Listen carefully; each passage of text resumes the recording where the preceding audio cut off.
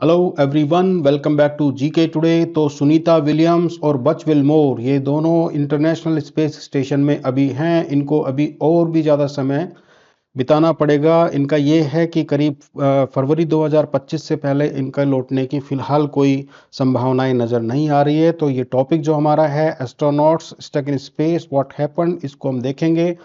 और इसके अलावा इसमें इससे रिलेटेड जो आपके क्वेश्चंस हो सकते हैं वो भी मैं बताऊंगा, और कुछ फंडामेंटल्स जो आपके एग्जामिनेशंस में काम आ सकते हैं उससे इसको लिंक करने की हम लोग कोशिश करेंगे। ठीक है, चलिए देखिए, सबसे पहली बात इंटरनेशनल स्पेस स्टेशन की हम लोग बात करते हैं। 1998 में इसको लॉन्च किया गया था। ये धरती के चारों तरफ करीब 90 मिनट में एक चक्कर लगाता है। It is a joint project of NASA, Roscosmos, ESA, JAXA and CSA. ये क्या है? ये सारी जो स्पेस एजेंसीज है इन सबका ये एक जॉइंट प्रोजेक्ट है। और it serves as a microgravity research laboratory for various reasons. तो माइक्रोग्रेविटी की एक रिसर्च लेबोरेटरी है, घूमती हुई धरती के चारों तरफ हमारे सरफेस से 400 किलोमीटर दूर अवेलेबल है ये।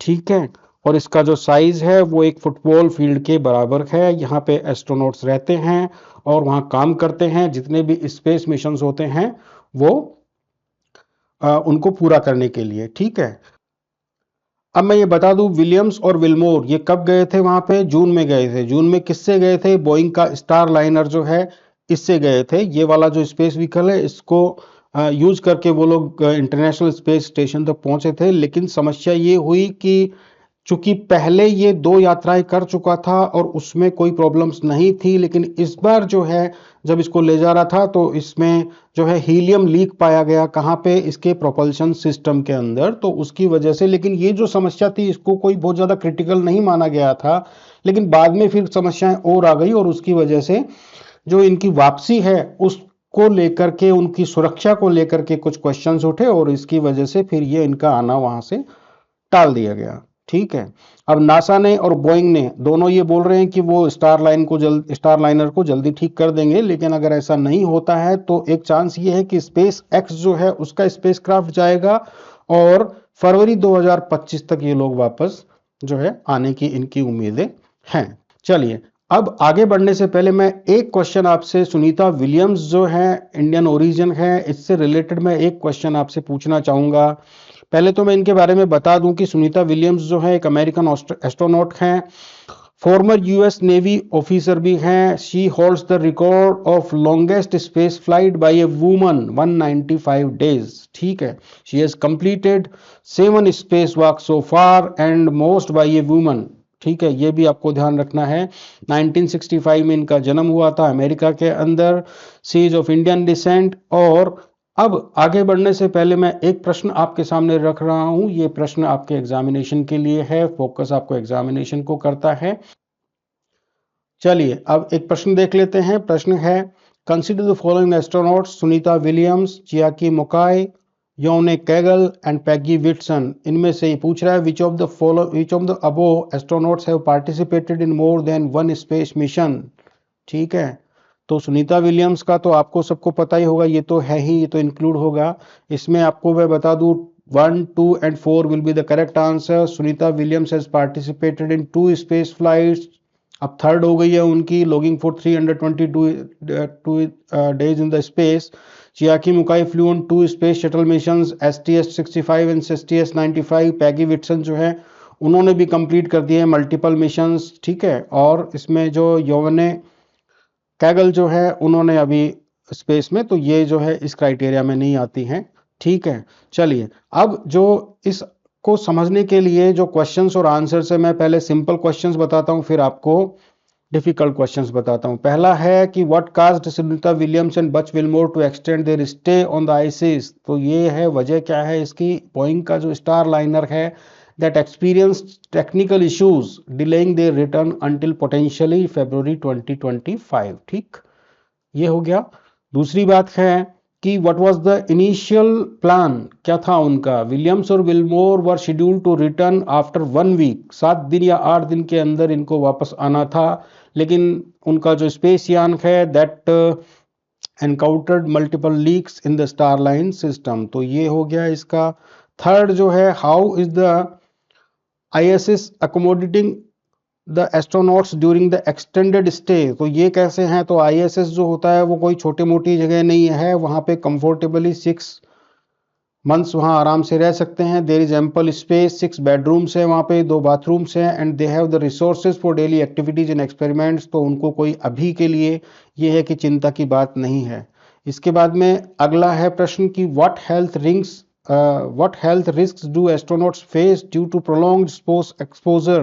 तो ये extended microgravity exposure जो है that can lead to bone density loss, vision issues and increased cancer risk from the DNA damage। ठीक है, तो these are the health risk। अगर आपसे पूछा जाता है कि एस्ट्रोनॉट्स जो होते हैं क्या क्या हेल्थ रिस्क हो सकते हैं, तो उसमें बोन डेंसिटी लॉस जो है उसको आपको ध्यान रखना है, विजन इश्यूज भी हो सकते हैं, इसके अलावा DNA के कुछ चेंजेस भी हो सकते हैं, तो वो भी प्रॉब्लम्स में आ सकती हैं। अगला प्रश्न है how many astronauts are there currently on board ISS। तो अभी फिलहाल 7 लोग और हैं। ठीक है, 7 लोग और हैं और 2 ये टोटल 9 लोग हैं वहाँ पे। 9 people are there on ISS। ठीक है, इसमें एक चीज और है, ये जो है कि अभी what cargo spacecraft recently dock with. अभी देखिए, अभी हाल ही में एक स्पेसक्राफ्ट गया था वहां पे ISS पर, इसका नाम था सिग्नस कार्गो स्पेसक्राफ्ट। ये गया था और उसने 3700 किलोग्राम वजन की सप्लाईज, जो सामान उनका ज़रूरत का है वो सब सप्लाई करके ये आया है।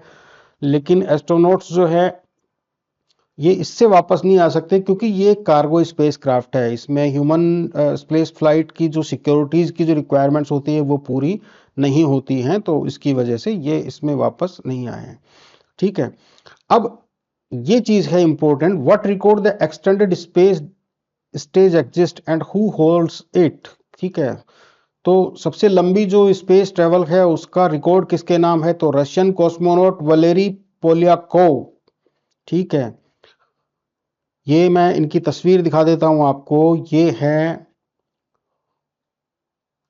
देखिए, ये है वलेरी पोलियाकोव। ठीक है, और इनका जो रिकॉर्ड है वो ये है वलेरी पोलियाकोव का। He holds the record for longest space stay spending 430 days aboard the Mir space station. तो मीर स्पेस स्टेशन जो है उस पर ये 438 दिन रह करके आए हैं, मीर स्पेस स्टेशन पर। ये मीर ऐसा दिखता था, देखिए। ठीक है, ये क्वेश्चन देखते हैं, which of the following space stations are currently match with their descriptions. अभी फिलहाल के लिए कौन कौन से। मीर स्पेस स्टेशन जो था ये first modular space station operated in low earth orbit by Soviet Union in later Russia. क्या ये सही है या गलत है, तो ये करेक्ट स्टेटमेंट है। मीर स्पेस स्टेशन जो है it was the first modular space station operated in low earth orbit, LEO। अभी जो ISS है वो भी LEO ही है। ठीक है, सोवियत यूनियन का था ये। दूसरा है salute 1, it was the first space station ever. तो क्या ये पहला था दुनिया का, yes it was the first. It was launched by Soviet Union in 1971। Cold war के इरा में USA और सोवियत यूनियन इन दोनों के बीच में स्पेस रेस चली थी, और उस रेस के अंदर कुछ चीजें सोवियत यूनियन जीत रहा था, कुछ USA, और उनमें से ये था कि दुनिया का जो पहला स्पेस स्टेशन था सैल्यूट 1 वो सोवियत यूनियन ने भेजा था। कब, 1971, और ये 175 दिन के लिए ही एक्टिव रह पाया था।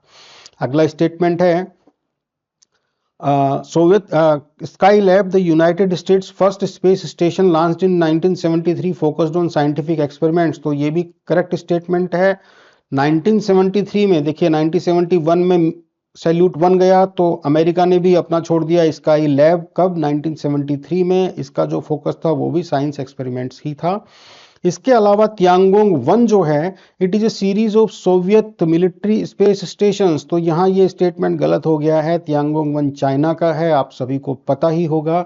ठीक है, ये स्टेटमेंट, तो इस वाले क्वेश्चन में हमारे जो पहले 4 स्टेटमेंट्स हैं वो करेक्ट हो गए हैं। ठीक है, चलिए अब आगे बढ़ने से पहले मैं आपको एनालिटिकल क्वेश्चंस हैं एक बार वो दिखा दूं। UPSC में या फिर आपके स्टेट के एग्जाम्स में जो लिखना पड़ता है जिनके आंसर्स, और या फिर जो इंटरव्यूज आपके होते हैं जहां पे पूछ सकते हैं आपसे क्वेश्चंस, एक बार हम उनको रिव्यू करेंगे। पहला प्रश्न है, what are the implications of the technical glitches in the Starliner spacecraft for future space missions. तो ये बताना है आपको क्या इम्प्लीकेशंस हो सकते हैं of the technical glitches of the Starliner spacecraft for the future space missions. तो गलतियां तो हुई है, ठीक है, और ये ग्लिचेज जो है they highlight the need for rigorous pre launch check होना जरूरी है, इम्प्रूव्ड सेफ्टी प्रोटोकॉल्स होना जरूरी है, ताकि एस्ट्रोनॉट्स की सेफ्टी रहे और मिशंस की रिलायबिलिटी रहे। तो ये फ्यूचर के लिए एक सीख इससे मिल रही है, गलतियां हुई है इसमें, और उस गलती का ये कि सीख ये मिलती है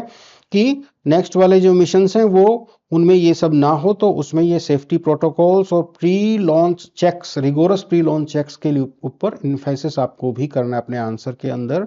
दूसरा प्रश्न है, how does the prolonged exposure to the microgravity affect astronauts health and What measures are taken to mitigate these effects? तो इस तरह का जो क्वेश्चन है, तो इसमें ये कि माइक्रोग्रेविटी जो है उसकी वजह से क्या हो सकता है, bone density loss, muscle atrophy, astronauts engaged in daily exercise in participate in health studies, ठीक है। ये बोन डेंसिटी लॉस मैंने आपको बताया, मसल एट्रोफी, इसके अलावा विजन का भी कुछ प्रॉब्लम हो सकता है, कुछ उनके डीएनए में भी चेंजेस का ऐसा बोलते हैं साइंटिस्ट, ऐसा नहीं हो, ऐसा हम एक्सपेक्ट करें कि, लेकिन ये हो सकता है, साइंटिस्ट ऐसा बोलते हैं। तीसरा जो प्रश्न है वो ये है कि in what ways does the ISS accommodate multiple astronauts. तो ये इंटरव्यू के मतलब का क्वेश्चन हो गया कि कैसे इतने लोग रह लेते हैं, तो बड़े आराम से आप इसका जवाब दे सकते हो, हमने इसको पहले ही डिस्कस कर लिया है। इसके अलावा एक प्रश्न ये भी हो सकता है कि how do the experiments of Williams and Wilmore contribute to our understanding of the human adaptability in space, discuss critically, ठीक है। तो ये कि their extended study stay provides valuable data on human physiological changes and the psychological resilience, enhancing our understanding of the long term space habitation and informing future missions to Mars and beyond. ये ज़्यादा लंबे समय तक रुकेंगे तो उससे भी कुछ ना कुछ हम सीखेंगे, बस उम्मीद ये है कि ये सुरक्षित वापस आ जाएं, ठीक है। तो ये चीज़ है। इसके बाद में एक क्वेश्चन मैं आपको और बताता हूँ, और वो है, what lessons can be learned from the past astronaut experiences regarding the design and operation of the spacecraft? तो past experiences जो हैं they emphasize on the importance of robust spacecraft design, contingency planning for technical issues and the need for ongoing research into the effects of space travel। तो ये points जब आप डालेंगे अपने questions में तो एग्जामिनर भी ठीक खुश होगा आपके आंसर से और आपको अच्छे मार्क्स मिलते हैं, ठीक है। इसके अलावा मिशंस टू मार्स जो है एक टॉपिक है, मिशंस टू मार्स। तो इस पर क्वेश्चन है, which of the following spacecraft was first to successfully fly by Mars and capture closeup images of the Martian surface. तो इसका जो करेक्ट आंसर आएगा मैराइनर 4। मैराइनर 4 जो था, it was the first spacecraft to successfully fly by Mars and capture closeup images of the Martian surface, ठीक है। तो चलिए अभी के लिए गुड बाय, मिलते हैं नेक्स्ट वीडियो के साथ बहुत ही जल्दी। Thank you very much.